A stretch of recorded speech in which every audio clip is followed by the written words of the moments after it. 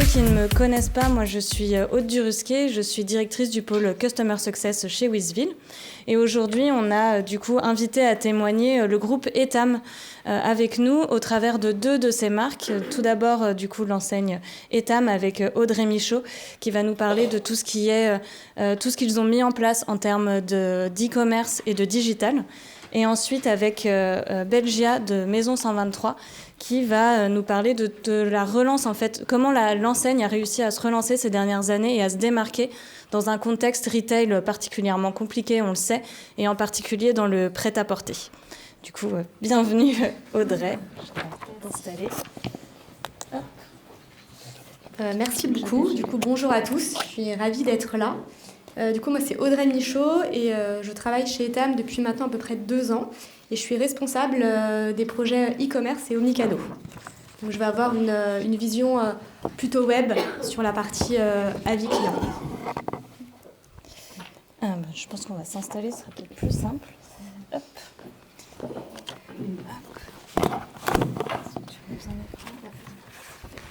Du coup, pour commencer, Audrey, est-ce que tu peux nous expliquer comment vous êtes organisée chez Etam et comment ce sujet est piloté côté digital ? Bien sûr, donc il faut savoir qu'en fait le groupe Etam, c'est 3 marques, c'est Etam, Undies et Maison 123. Donc moi je vais vous parler plus en détail de la marque Etam.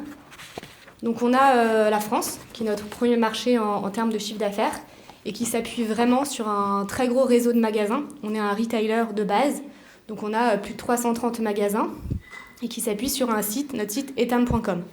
Donc le marché français, c'est à peu près 80% de notre chiffre d'affaires. Donc c'est énorme. On a du coup aussi l'international. Donc sur la partie internationale, on a environ 9 pays où on a des magasins en propre.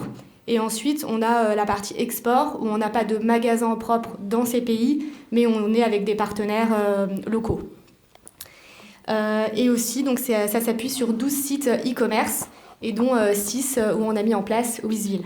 Donc ce qu'il faut savoir juste en termes d'organisation aussi, c'est que pour le pilotage de la satisfaction client, on a un e-commerce manager, du coup par pays, qui va travailler sur la satisfaction client. On a sur la partie web, on a moi qui vais piloter la partie France et qui vais coordonner avec les différents pays. Et on a sur la partie retail, en fait, les magasins qui sont vraiment en charge de répondre aux clients. Parfait. Et du coup, plus précisément, est-ce que tu peux nous expliquer un peu quel dispositif vous avez mis en place aujourd'hui côté digital ? Donc on a différents dispositifs. Le premier, c'est sur la partie retail, qu'on a mis en place maintenant il y a quelques années. Donc on a une enquête post-achat magasin qui est envoyée par email à J+1 de l'achat avec une relance à J+3. On a sur la partie web, du coup, une enquête post-livraison e-commerce qui est envoyée par email entre J6 et J+14. Donc ça, c'est parce qu'on a des problématiques de logistique et de livraison. Et dans certains pays, on livre qu'à 2 semaines, donc on ne peut pas envoyer le questionnaire de satisfaction avant. Et d'ailleurs, on a fait du coup évoluer nos questionnaires de satisfaction pour certains d'entre eux. Et on a toujours une relance à J+3. Et enfin, à la suite du coup de ces questionnaires de satisfaction, on a intégré du coup les enquêtes produits pour capitaliser sur les taux de retour qui sont plus élevés et éviter de sursolliciter les clients. Du coup, dès qu'ils répondent à un questionnaire, ils répondent au questionnaire de satisfaction web ou retail et aux avis produits. Merci. Et à l'origine, pourquoi est-ce que vous avez décidé de mettre en place ce dispositif, alors avec Wizville, mais de façon plus globale sur l'e-commerce aussi ? Donc vraiment, notre premier objectif, c'était de développer l'omnicanalité. Faut savoir, comme je vous l'ai dit, que Etam, c'est en France, en tout cas, plus de 373 magasins en propre. Donc on a un énorme volume de retours clients. Et l'idée, c'était de se dire comment en fait on utilise tous ces retours clients pour notamment augmenter le taux de conversion web. Et ça dans un contexte où on a un enjeu qui avait été dit un petit peu plus tôt, où en fait plus de 80% des clients regardent les avis produits en ligne avant de faire un achat. Donc voilà, l'idée c'était vraiment de développer l'omnicanalité et de s'appuyer sur ce qui fait la force d'Etam, ces magasins, pour développer la partie web. Et dans un deuxième temps, c'était aussi d'avoir un partenaire pour nos 3 marques, du coup Maison 123, Undies et Etam. Donc d'une part pour mutualiser les coûts et d'autre part aussi pour s'inscrire dans un historique. C'est vrai qu'on est partenaire avec Wizville côté Maison 123 depuis 2014, pour Etam depuis 2016, pour Undis depuis 2021. Et c'était aussi comment on fait pour s'inscrire dans la durée sur la partie avis client. Et au-delà de cette omnicanalité, est-ce que vous aviez un autre objectif ? Alors je pense que l'objectif de toutes les marques, en tout cas tous les retailers, c'est aussi d'être client-centrique et de mettre le client au cœur de sa stratégie. Et en fait, Wizville ou la satisfaction client s'appuie sur les retours clients. Et donc c'est extrêmement riche. Et l'objectif, c'était pas de mettre des projets ou des actions en place qui sont le fruit juste d'une réflexion interne, mais c'était de mettre en place des éléments pour améliorer la satisfaction client et qui reviennent vraiment des retours clients. Et ainsi, nous, on a avec la DSI, la Digital Factory, on a des discoveries qui nous permettent en fait sur l'ensemble du parcours d'achat, donc je parle web, d'identifier les irritants, les points de friction. Et donc on va nourrir toutes nos discoveries qu'on fait par aussi les retours clients. Et ça nous permet de notre page produit, notre page panier, ou même de mettre en place d'autres services. Là, on a un projet, par exemple, pour refondre le guide détail, parce qu'on se rend compte que quand on veut acheter un produit sur le site, en fait, on ne connaît pas sa taille, surtout en lingerie.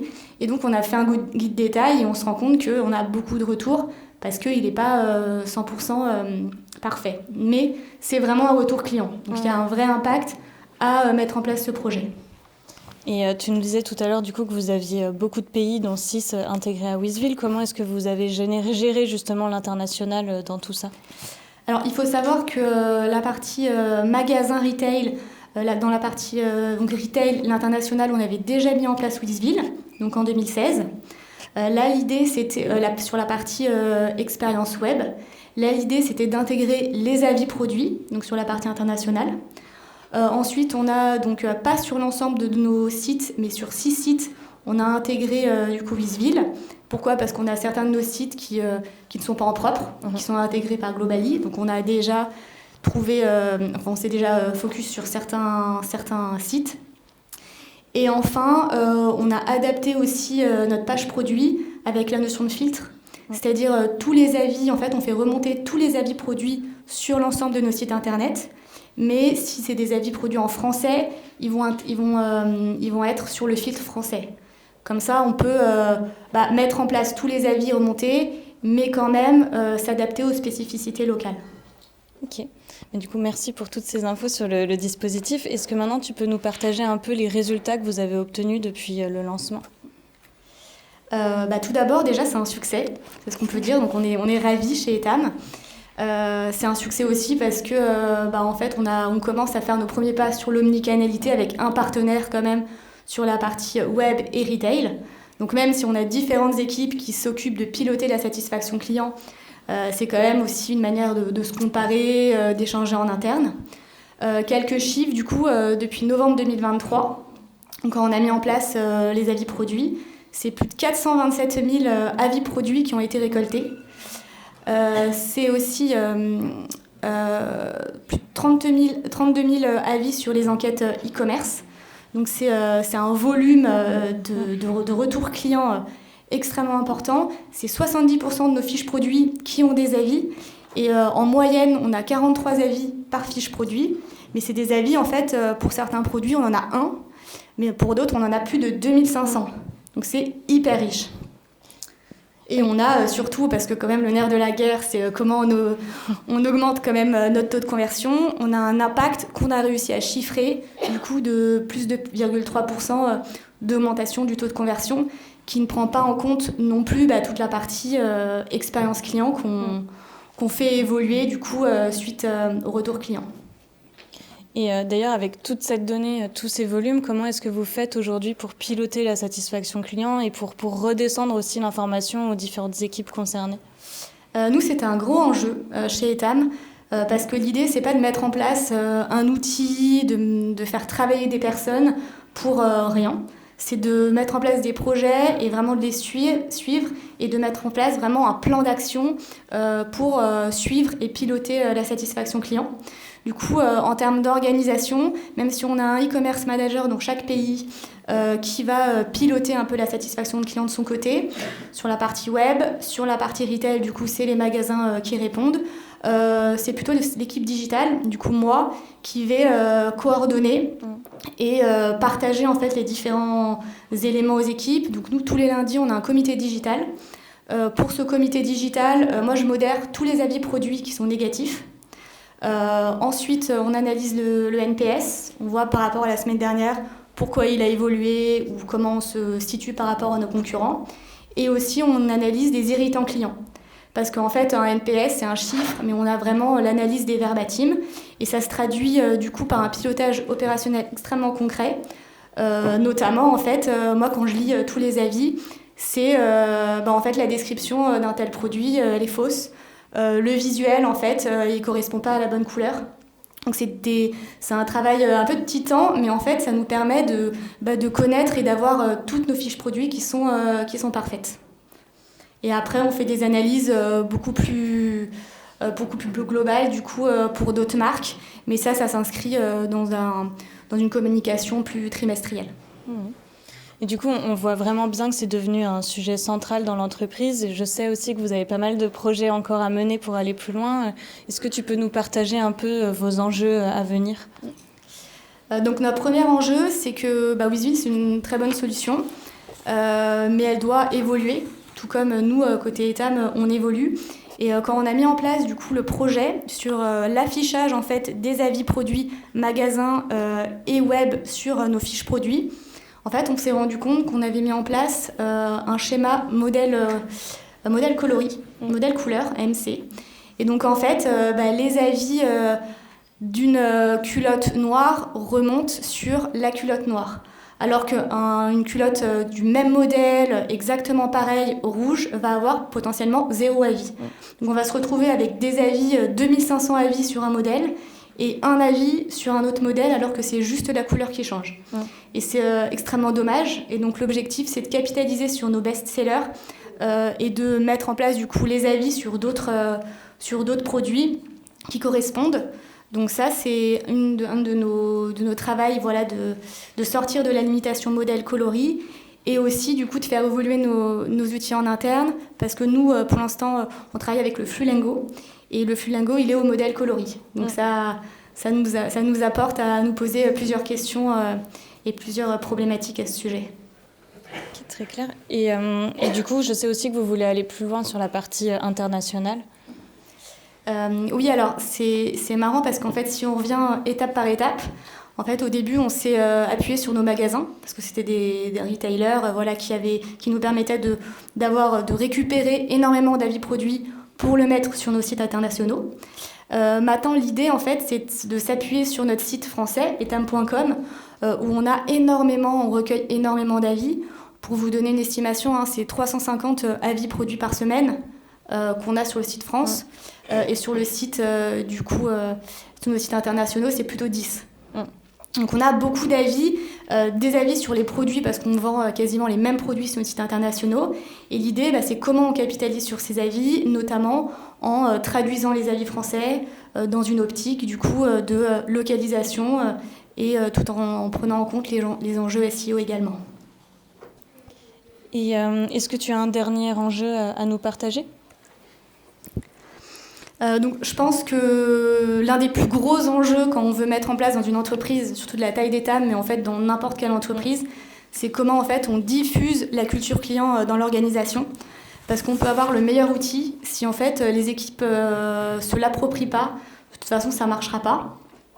Et nous, c'est vrai que là pour l'instant, que ça soit retail, c'est vraiment le retail qui porte le sujet avec les magasins qui répondent aux clients. Côté digital, c'est nous qui faisons des analyses, qui mettons en exergue les irritants clients et essayons de mettre en place des projets. Là maintenant, c'est comment on présente tous ces retours et toutes ces analyses aux différentes équipes et comment on donne accès en fait à l'outil WizVil aux équipes. Je pense notamment aux achats, au style. Moi, j'ai beaucoup de retours sur la taille qui ne va pas, sur les maillots de bain par exemple.